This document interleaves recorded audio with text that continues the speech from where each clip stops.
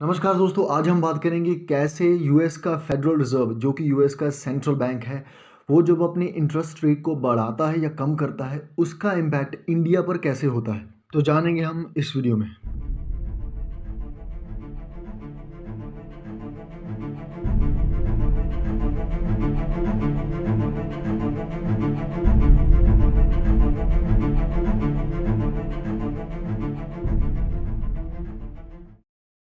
एक बहुत ही बेसिक सा सवाल है कि कैसे यूएस फेडरल रिजर्व के इंटरेस्ट कम करने या बढ़ाने से इंडियन मार्केट पर कैसे उसका इम्पैक्ट हो सकता है। तो शुरुआत करते हैं सबसे पहले कुछ डेटा से। अप्रैल 2022 में यूएस में जो इन्फ्लेशन रेट था वो 40 ईयर हाई पहुंच गया 8.6% पर। यूएस में आखिरी बार इतना इन्फ्लेशन 1982 में देखा गया था। और सिर्फ यूएस ही नहीं, दुनिया की जितनी भी मेजर इकोनॉमीज हैं वहाँ पर आज इन्फ्लेशन का रेट बहुत ही हाई है, जैसे कि यूनाइटेड किंगडम।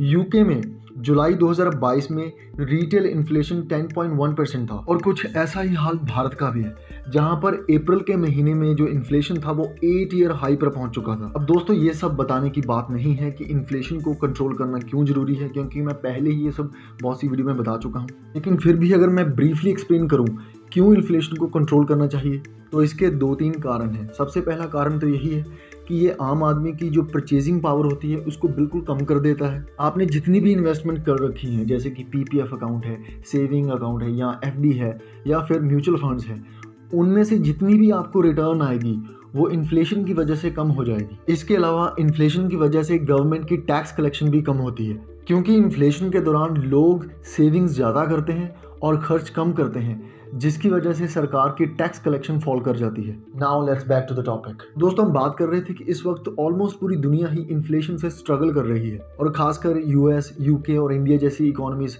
कुछ ज़्यादा ही प्रभावित हैं इससे। तो इस इन्फ्लेशन को कंट्रोल करने के लिए यूएस फेडरल रिजर्व ने, जो वहाँ की सेंट्रल बैंक है, उसने टाइट मनी पॉलिसी को अडॉप्ट किया, जो यूजुअली आमतौर पर सभी सेंट्रल बैंक्स करती हैं। तो दोस्तों, आपको ध्यान रखना है कि जब भी किसी देश की सेंट्रल बैंक को इन्फ्लेशन को कंट्रोल करना होता है तो वो यूजुअली टाइट मनी पॉलिसी अपनाती है। तो दोस्तों, टाइट मनी पॉलिसी में लोन्स पर इंटरेस्ट रेट्स को बढ़ाया जाता है और सेंट्रल बैंक का इंटरेस्ट रेट कोई आम इंटरेस्ट रेट नहीं होता, इसको पॉलिसी रेट कहा जाता है और इंडिया में इसको रेपो रेट भी कहते हैं। दोस्तों, इससे होता क्या है कि जब भी सेंट्रल बैंक अपने पॉलिसी रेट को इंक्रीज करती है तो मार्केट में जो पैसा होता है उसकी सप्लाई कम हो जाती है, यानी कि बैंक्स को वो लोन इतनी आसानी से नहीं मिलेगा। अगर मिलेगा तो वो हायर इंटरेस्ट रेट पर होगा और बैंक्स भी अपने कस्टमर को हायर इंटरेस्ट रेट पर ही लोन देंगी। इसी की वजह से जब central bank tight money policy को अपनाता है तो बहुत सारे बिजनेसेस और लोग जो होते हैं वो लोन लेना कम कर देते हैं, जिसकी वजह से मार्केट में ओवरऑल डिमांड चीज़ों के लिए कम हो जाएगी और उनके प्राइसेस भी धीरे धीरे नीचे आ जाते हैं। तो इसीलिए हर देश की सेंट्रल बैंक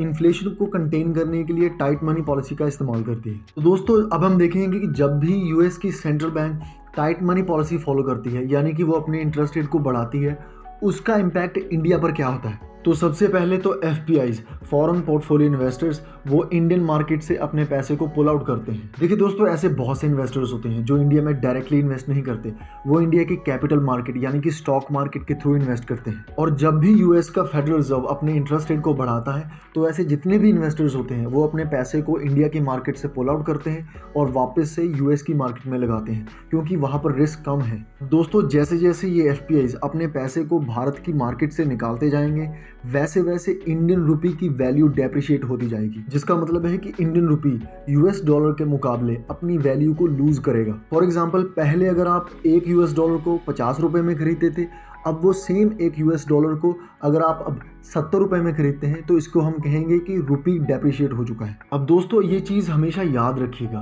कि जब भी कभी इंडिया का रुपी डेप्रिशिएट होगा, चाहे वो किसी भी कारण की वजह से हो, इंडिया का इम्पोर्ट बिल हमेशा बढ़ेगा।